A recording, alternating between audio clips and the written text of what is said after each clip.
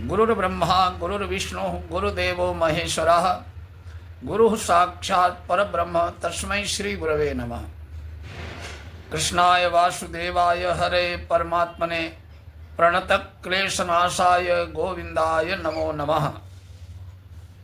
षटतिला एकादशी व्रत कथा। माघ मास कृष्ण पक्ष एकादशी यानी षटतिला एकादशी। महर्षि दालभ्य बोले कि मनुष्य लोक में आकर लोग ब्रह्म हत्यादि अनेक पाप करते हैं, पराया धन चुराते हैं, दूसरों को कष्ट देते हैं।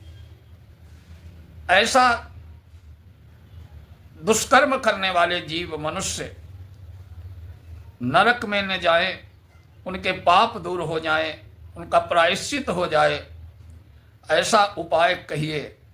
हे भगवान, अल्पदान करने से अनायास पाप छूट जाए, वो कहिए।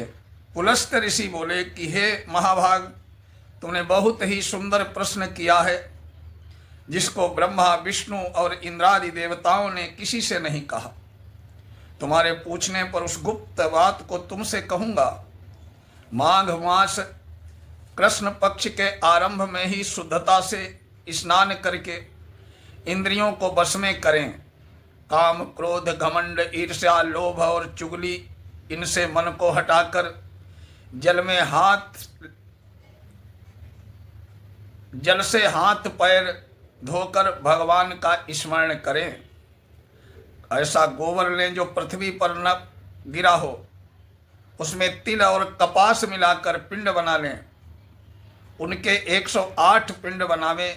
यदि माघ महीने में पूर्वाषाढ़ा बामूल नक्षत्र आ जाए तो उसमें नियम लें, या कृष्ण पक्ष की एकादशी को नियम लें।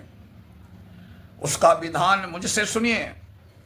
स्नान करके पवित्र होकर कीर्तन करते हुए एकादशी का उपवास करें। रात्रि में जागरण करें और गोबर के बने हुए 108 पिंडों से हवन करें। शंख चक्र गदा पद्मधारी भगवान का पूजन करें। चंदन अगर कपूर चढ़ाएं।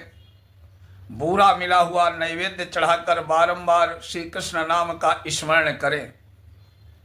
हे ब्राह्मण श्रेष्ठ, पेठा बिजौरा और नारियल आदि से पूजा करें।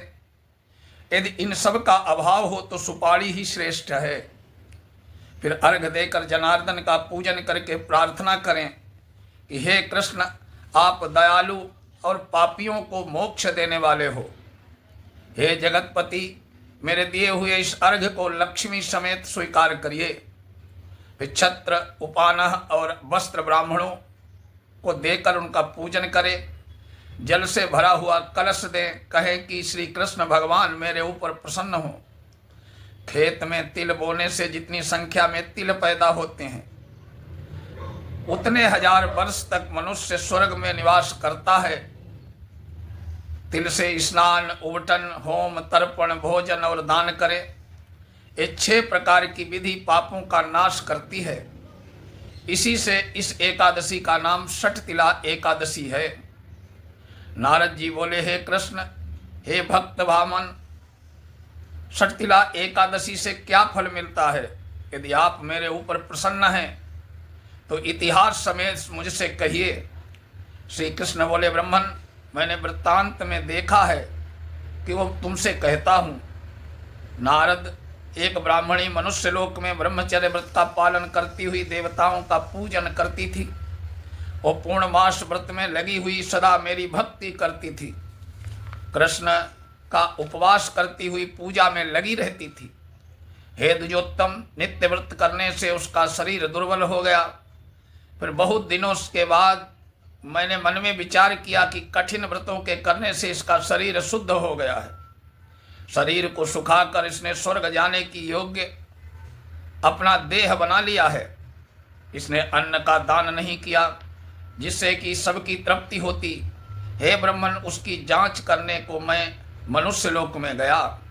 भिक्षुक का रूप धारण करके भिक्षा पात्र लेकर ब्राह्मणी से भीख मांगने लगा। वो ब्राह्मणी बोली, हे ब्राह्मण, तुम कहाँ से आए हो? सो मुझसे सत्य कहो। मैंने कहा, हे सुंदरी, भिक्षा दो। तब उसने क्रोध में भरकर मिट्टी का ढेला मेरे भिक्षा पात्र में डाल दिया। हे द्विज, फिर मैं स्वर्ग को चला गया। वो वहां व्रत करने वाली तपस्विनी भी व्रत के प्रभाव से देह समेत स्वर्ग पहुंच गई। मिट्टी के पिंडदान करने से उसको एक सुंदर घर मिला, परंतु उस घर में अन्न और धन नहीं था। हे विप्रर्षि, जो उसने प्रवेश किया तो वहां कुछ भी नहीं देखा। हे द्विज, जब घर से निकलकर मेरे पास आई और बहुत कुपित होकर बोली कि सब लोगों को रचने वाले भगवान को मैंने कठिन व्रत उपवास पूजा से आराधना किया है, उनकी पूजा की है, परंतु जनार्दन मेरे घर में अन्न धन कुछ भी नहीं है। तब मैंने उससे कहा, तू जैसे आई है उसी तरह अपने घर चली जा। देवताओं की स्त्रियां कौतूहल के बस तुझको देखने आएंगी। तब षटतिला एकादशी का महात्म बिना पूछे दरवाजा मत खोलना। ऐसा सुनकर वह मनुष्य लोक को चली गई। हे नारद, तब देवताओं की स्त्रियां उसे देखने आईं और कहा कि हम तुम्हारे दर्शन के लिए आई हैं, तुम दरवाजा खोलो। मानुषी बोली, यदि तुम मुझे अवश्य ही देखना चाहती हो तो दरवाजा खोलने से पहले षटतिला का व्रत पुण्य और महात्म्य कहना होगा।